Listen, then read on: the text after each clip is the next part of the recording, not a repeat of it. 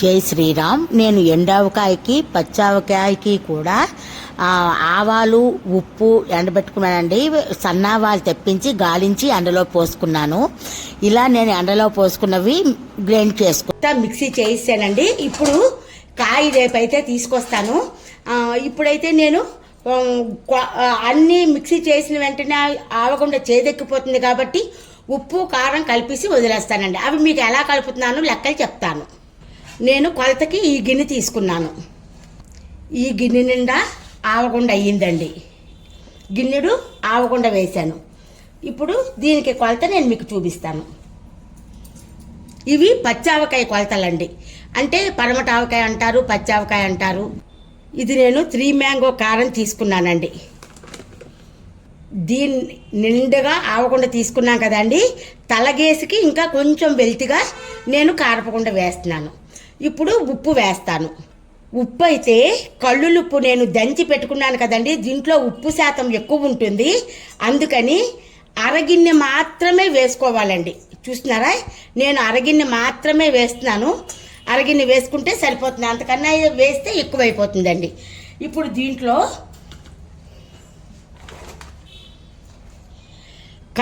కాశ్మీరీ కారం వేస్తున్నానండి. ఇది సంవత్సరం అంతా ఉన్నా కూడా రంగు మారదు. ఈ కాశ్మీరీ చిల్లీ పౌడరు ఇది ఎక్కువ కారం కూడా ఉండదండి. అంచేత ఇది నేను 3 స్పూన్లు వరకు వేస్తున్నాను. అలాగని మెంతులు ఒక 2 స్పూన్లు, పెద్ద స్పూన్లు, చిన్నవి కాదండి, పెద్ద స్పూన్లు వేస్తున్నాను. అలాగని పసుపు కూడా పెద్ద టేబుల్ స్పూను వేస్తున్నాను. ఇవన్నీ మనం కలిపేసుకుందాం. కాశ్మీరీ కారం ఎక్కువ వెయ్యక అవసరం లేదండి. రంగు కోసమే మనం వాడుతున్నాం. దీంట్లో కారం కూడా ఉండదు. ఇవన్నీ ఇలా కలిపేసి నేను ఒక బకెట్లో పోసేసుకుంటానండి. రేపు కాయలు తేగానే మనం కలిపేసుకోవచ్చు. అన్నీ కలిపి ఇవి ఎన్ని గిన్నెలు వచ్చాయో మనం కొలత పెట్టి చూసుకుంటే మన ముక్కలు కూడా కొలుచుకోవచ్చండి. ఇది నేను ఒక డబ్బాలో వేస్తున్నాను. ఒక గిన్నె వేసాను. ఇది 2వ గిన్నె అవుతుందని అనుకుంటున్నాను. ఇది 2 గిన్నెలు అయ్యిందండి. 2 గిన్నెలు అవ్వి ఇంకా కొద్దిగా కొంచెం ఒక పావు గిన్నె కూడా ఉండదు. ఇది ఉండిపోయింది. ఇది ఈ డబ్బాలో వేసి నేను ఇవి పచ్చావకాయకి, అంటే పరమటావకాయ అంటారు, పుల్లావకాయ అంటారు, ఏదైనా అనొచ్చు. ఇది పక్కన పెట్టేసుకుని ఇప్పుడు ఎండావకాయకి కలుపుతాను. ఇదే పళ్ళల్లో కలిపేసుకుందామండి మనం. చూస్తున్నారా, ఇది ఒక గిన్నె నేను వేస్తున్నాను. ఇప్పుడు ఒక గిన్నె పెద్ద గిన్నె వేసాను కదా. ఇప్పుడు అంత గిన్నె అక్కర్లేదు కాబట్టి చిన్న గిన్నెతో ఒక గిన్నె వేస్తున్నాను. చిన్న గిన్నె ఒక గిన్నె ఆవు గుండ వేసాను. ఇప్పుడు ఒక గిన్నె ఈ పెద్ద గిన్నెతో వేసాను కదా, అందుకని అరగిన్నెకి తక్కువగా ఉప్పు వేసాను. అలాగనే ఈ గిన్నెతో కూడా అరగిన్నెకి తక్కువగా వేస్తాను ఉప్పు. చూస్తున్నారా, ఇది కూడా వేసాను. వేసాక ఇప్పుడు కారం వేయాలి. ఈ లోపల ఉప్పు కూడా వేసేస్తున్నాను. ఉప్పు కూడా 2 స్పూన్లు ఉప్పు వేసాను. పసుపు సారీ. ఇప్పుడు మెంతులు ఒక 2 స్పూన్లు వేసాను. ఇప్పుడు నేను ఆశీర్వాద్ కారం తెప్పించానండి. ఇది ఎండావకాయకి ఎలాగైనా ఆవకాయ నల్లబడిపోతుంది అనమాట. అందుకని ఏ కారం వేసినా దీనికి పర్వాలేదు. 3 మ్యాంగోవే వేయక్కర్లేదు. చూస్తున్నారా, కారం కూడా నేను అరగిన్నెకి తక్కువగా వేశాను ఈ గిన్నెతో. అలాగని ఈ గిన్నెతో కూడా అరగిన్నెకి తక్కువగా కారం వేద్దాం.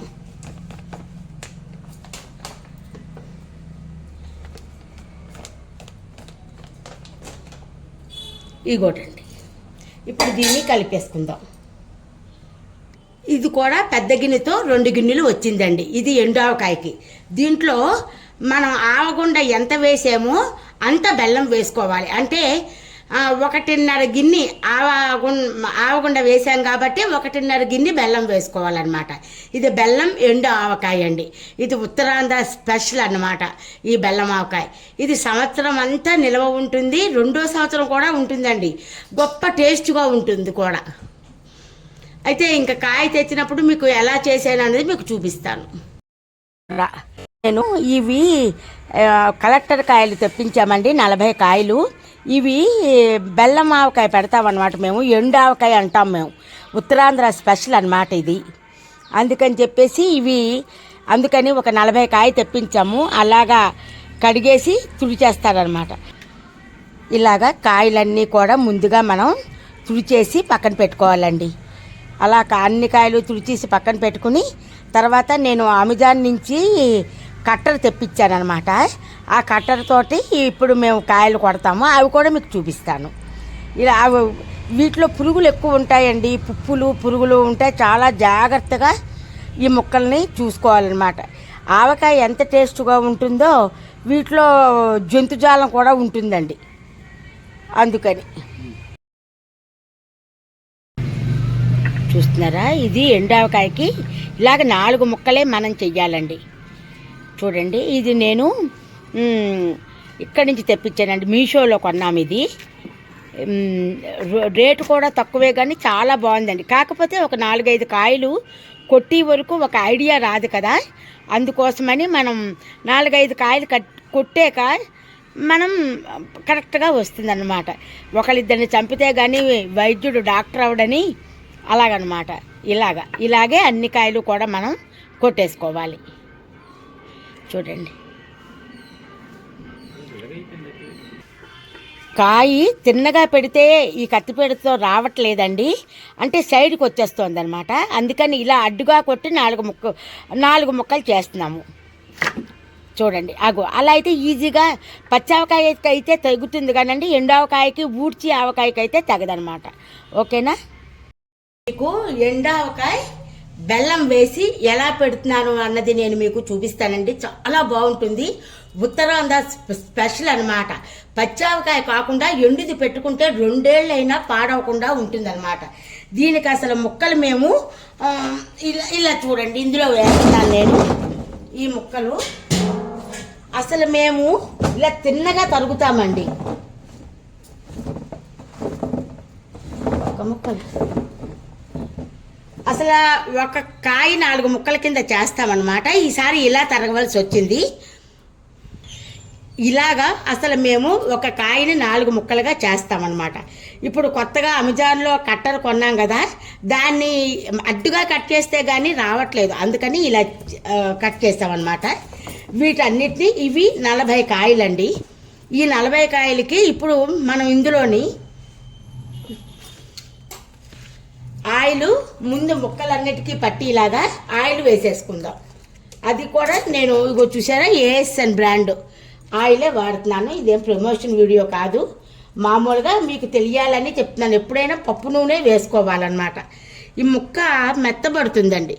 దీని స్కిప్పింగ్ ఒకటి మిస్ అయిందండి, ఒక చిన్న వీడియో మిస్ అయిందనమాట. ఏంటంటే ఇవన్నీ తుడవడం ఇవన్నీ అన్నమాట, అది కొంచెం మిస్ అయ్యిందండి.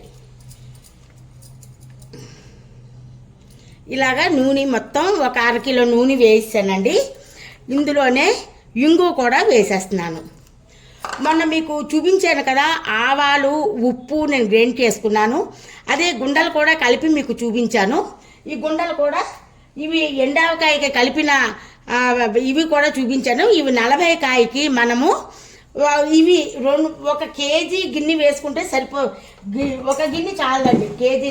ఇవి 2 గిన్నెలు వేసుకోవాలి ఇంచుమించుగా.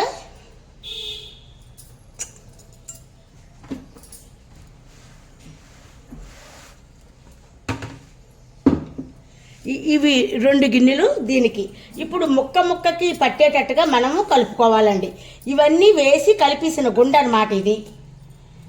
ఉప్పు పసుపు అన్నీ వేసాము, ఒక్క ఇంగు ఒక్కటే వేయలేదు, అది కూడా ఇప్పుడు నేను వేసేసాను. చూస్తున్నారా, ఇలాగా కలిపేసుకోవాలన్నమాట.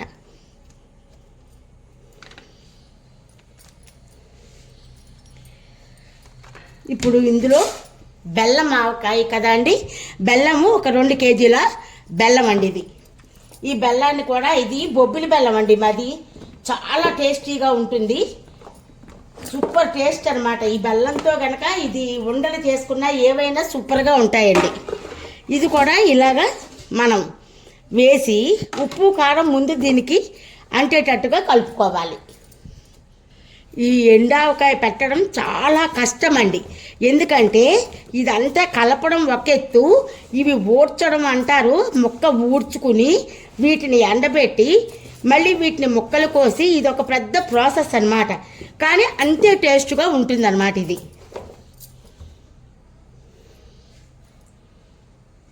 చూస్తున్నారా, ఇలాగ అంతా ముక్క ఇలాగ బోర్లించి పెట్టాలన్నమాట. ఇలా మూత పెట్టేసి 3వ రోజున మళ్ళీ దీన్ని కలుపుకుని మనం ఎండబెట్టుకోవాలి. అది కూడా మీకు చూపిస్తాను. ఇవాళ ఎండావకాయ 3వ రోజు కదండి. దీన్ని మనం మూత తీసి చూద్దాము. చూస్తున్నారా, ఎంత చక్కగానో ఉన్నదన్నమాట. ఇదంతా దీన్ని మనం శుభ్రంగా చక్కగా కలిపేసుకుందాం.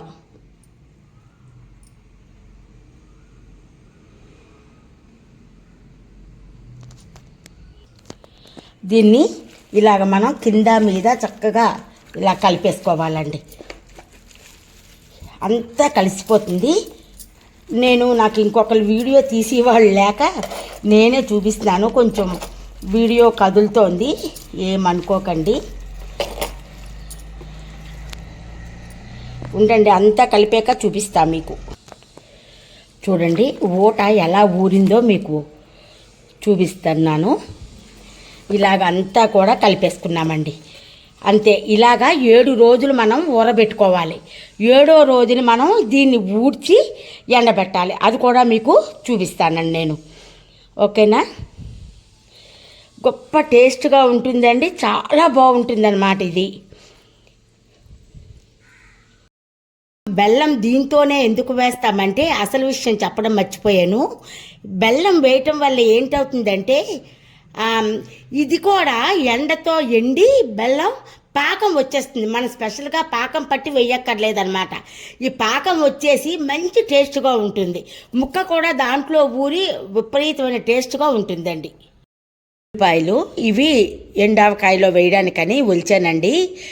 ఇవి ఎలా ఒలిచానంటే రేకలన్నీ తీసేసి నూనె పసుపు రాసేసి ఒక వీడియోలో పెట్టాను కూడా నేను మీకు. ఇది ఎండలో పెట్టి ఉదయం నుంచి సాయంత్రం వరకు పెట్టి సాయంత్రం ఒక్కసారి 2 దెబ్బలేస్తే చాలండి. పొట్టంతా చాలా ఈజీగా వచ్చేస్తుంది. పదండి, ఇంక లేట్ ఎందుకు, వెళ్ళి ఇవి ఆవకాయలో వేసేద్దాం. ఇప్పుడు చూస్తున్నారా, ఇది మనం ఇలాగా ఈ ఊట దీంట్లోకి వెళ్ళిపోతే ఊరిపోతుంది అనమాట. అందుకోసమని ఇలాగా కలిపేద్దాం. కలిపేసి ఈ ఊట అంతా కూడా వీటి మీద వేసామనుకోండి, ఇవి ఊరిపోతాయి. లేదా ఉప్పు తగలలేదనుకోండి పాయలు పాడవుతాయండి. ఉప్పు తగలాలి. ఎప్పుడైనా మనకి ఉప్పు కారం అనేది తగిలింది అనుకోండి, ఇవి పాడవు.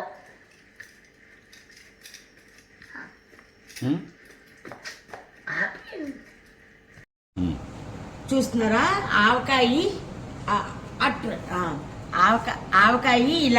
ఇలా ఉంటుందండి. ఇప్పుడు ఇవాళ 7వ రోజు అనమాట. ఇవాళ నేను ఆవకాయ ఊడుస్తున్నాను. మనం ఊడ్చుకోవాలి. ఇలాగా అంతా ఇదే అస్సలైన కష్టం అండి. ఎందుకంటే 2-3 గంటలు పడుతుంది. పట్టడమే కాదండి, బాగా ఇదే అయిపోతుంది. ఒకసారి మనము ఊడ్చుకోవాలండి. ముక్కని ఇలా ఊడ్చుకుని ఒక పళ్ళెల్లో వేసుకుని ఇవి తర్వాత తీసుకుని వెళ్ళి మనం ఎండబెట్టుకోవాలన్నమాట. ఒకరోజు బోర్లించి ఒకరోజు తిరగేసి ఎండబెట్టాలి. ఆ ఎండబెట్టడంలో కూడా చాలా టెక్నిక్గా ఎండబెట్టాలండి. మరీ ఎక్కువ ఎండిపోకూడదు, అలాగని తక్కువ ఎండిపోకూడదు అనమాట. చక్కగా ఆవకాయ అంతా పూర్వకాలం ఇలాగే చేసేవారండి. ఈ మధ్యకాలంలో ముక్కలు కోసేసి అవి ఊరపెట్టి అవేమో దేవేసి ఎండబెడుతున్నారు. కానీ అదైతే కరెక్ట్ కాదు. సరిపోతుంది, ఆపేయండి. ఈ విధంగా ముందు రోజు ఇలాగే ఎండబెట్టాలి, మర్నాడు తిరగేసి ఎండబెట్టాలి. అది కూడా మీకు నేను చూపిస్తాను. ఈ రకంగా ఎర్రని ఎండలో ఎండిపోతే 2 రోజుల్లో ఎండిపోతాయండి. మళ్ళీ ముక్కలు తరిగాక మళ్ళీ ఎండబెట్టాలన్నమాట. అలాగనే ఇక్కడ ఊట కూడా ఎండబెట్టాను. చూస్తున్నారు, ఎండ ఎక్కువగా ఉంది, కరెక్ట్గా క్లియర్గా రావట్లేదు వీడియో. బోర్లించి 2 రోజులు తిరగేసి ఎండబెట్టాలండి. ఇలాగా చూస్తున్నారా, ఇలాగనమాట.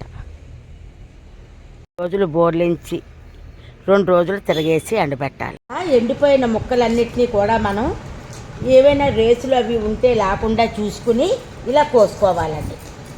ఈ ఎండాకాయకి ఇదే ఇబ్బంది అనమాట. ఇలాగా అన్ని ముక్కలు మీకు ఇలాగా అన్ని ముక్కలు కూడా మనం కోసుకోవాలి. చూస్తున్నారా, ఈ రకంగా కోసుకోవాలి. ఇది కనబడుతుందా? అంతే, అది చాలు. నాకు కొంచెం మంచినీళ్ళు ఇద్దు. ఊట ఈ విధంగా ఎండిపోవాలి. అలాగనే ముక్కలు కూడా ఈ విధంగా ఎండిపోయాయి. దీంట్లో రేసులు అన్నీ తీసేసానండి కూర్చుని. ఇవన్నీ తీసేసి ఇప్పుడు దీన్ని మనం ఎలా కలుపుకోవాలన్నది మీకు నేను చూపిస్తాను. చూస్తున్నారా, ఈ విధంగా ఎండిపోవాలన్నమాట. ఊట చక్కగా ఇలా ఎండిపోతే 2 ఏళ్ళైనా ఆవకాయ పాడవదండి. 2 ఏళ్ళు ఇంచుమించుగా ఉంటుంది. ఈ లోపల ఇన్నాళ్ళు ఉండడానికి అంత ఎక్కువ కాదు కదా. ఇప్పుడు ఈ ఎండబెట్టిన ముక్కలన్నీ కూడా దీంట్లో వేసుకుని కలిపేసుకుందాం. ఇవన్నీ కూడా దీంట్లో వేసేస్తున్నాను. వేసేసి చక్కగా ఇలాగ కలిపేద్దాం.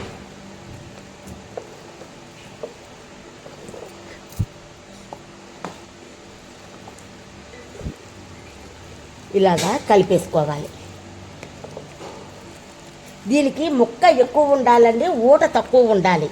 ఎందుకంటే ముక్క ఎక్కువ తింటాం అన్నమాట. పెరుగన్నంలో కానీ మజ్జిగ అన్నంలో కానీ తింటాం. ఇది బెల్లం ఆవకాయ, ఎండు ఆవకాయ అన్నమాట. ఉత్తరాంధ్ర స్పెషల్ ఇది. అయితే మా తాతగారి ఇంట్లో ఎలా పెట్టేవారంటే, మా తాతగారు అంటే అమ్మ వాళ్ళ అమ్మగారు, మా అమ్మమ్మ గారు వాళ్ళు పుల్ల మామిడికాయలతోనే పెట్టుకునేవారండి. పుల్ల మామిడికాయలతోని ఇలాగ ఎండు ఆవకాయ పెట్టేవారు. మేము కలెక్టర్ కాయతో పెడతామన్నమాట. ఇలా కలిపిన దాన్ని మనం ఒక జాడీలోకి తీసేసుకుందాం. కలిపిన ఆవకాయని మనము ఈ జాడీలో వేసుకుందామండి. ఇది ఏనాటిదో 100 ఏళ్ల నాటి జాడీ అండి. ఇది మా అమ్మగారి జాడీ అనమాట. ఎప్పుడు అందులో ఈ ఎండు ఆవకాయే పెడతామన్నమాట. ఇప్పుడు ఈ జాడీలో ఇలా కలిపిన ఆవకాయని అంతటినీ కూడా దాంట్లో పెట్టేసుకుందాం. ఇప్పుడు ఈ ఆవకాయని మనం ఈ జాడీలో వేసేసుకుందాం. ఇలాగా అంత ఆవకాయ దీంట్లోకి మార్చేసుకుందాం. ఇది వర్షాలు పడితే కానీ తినడానికి బాగుండదండి, ఊరదనమాట. ఎందుకంటే ఇది మనం ఎండబెడతాం కదా ముక్క, అందుకని ఇది ఒక 2 వర్షాలు పడితే ముక్క బాగా నానిపోయి మనం తినడానికి చాలా బాగుంటుంది అనమాట. ఇలాగ మొత్తం ఆవకాయ అంతా దీంట్లో వేసేసుకుందాం. మన చేతితో పెట్టిన సుఖం గరిటెలతో పెడితే రాదండి.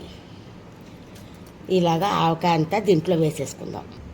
ఇప్పుడు ఫైనల్గా నూనె వేసేద్దామండి.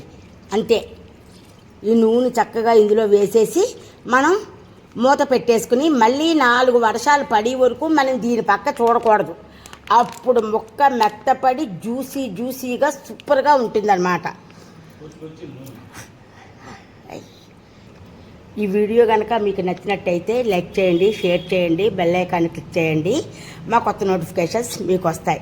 ఇదండి ఉత్తరాంధ్ర స్పెషల్ బెల్లం ఆవకాయ.